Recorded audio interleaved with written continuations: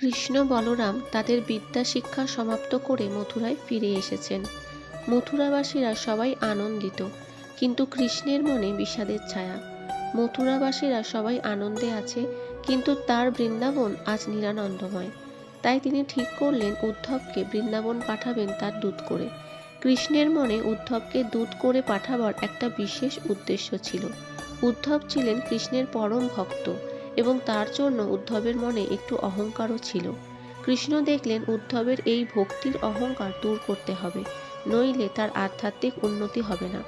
উদ্ধবের ছিল জ্ঞান মৃষা ভক্তি, আর গোপীদের ছিল সর্বস্ব উৎসর্গীকৃত নিষ্কাম জ্ঞান শূন্য ভক্তি। এই গোপী প্রেমের কথা উদ্ধবের জানা ছিল না। তাই কৃষ্ণের ইচ্ছা এই গোপী প্রেম কি তা উদ্ধব একবার ব্রজে গিয়ে দেখে আসুক, এতে উদ্ধবেরই লাভ হবে।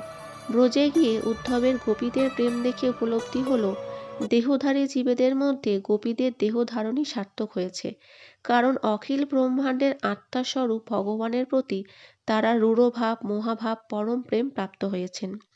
বৃন্দাবনের এই গোপীরা সংসার বন্ধন ছিন্ন করে আত্মীয় স্বজন পতি পুত্রাদির সেবা ত্যাগ করে বেদ যাকে অন্বেষণ করে সেই মুক্তিদাতা মুকুন্দের ভজনা করেছিলেন। গোপীদের পদধূলি বৃন্দাবনের গুল্মলতারা লাভ করে কৃতার্থ হয়।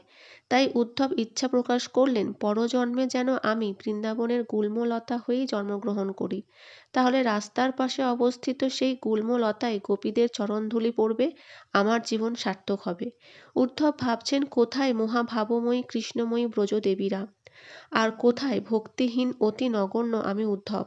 এরা এতই মহিমান্বিত যে এদের চরণে প্রণত হওয়ার আমার যোগ্যতা নেই, সুতরাং এদের পদরজেই আমি বারবার শিরে ধারণ করি।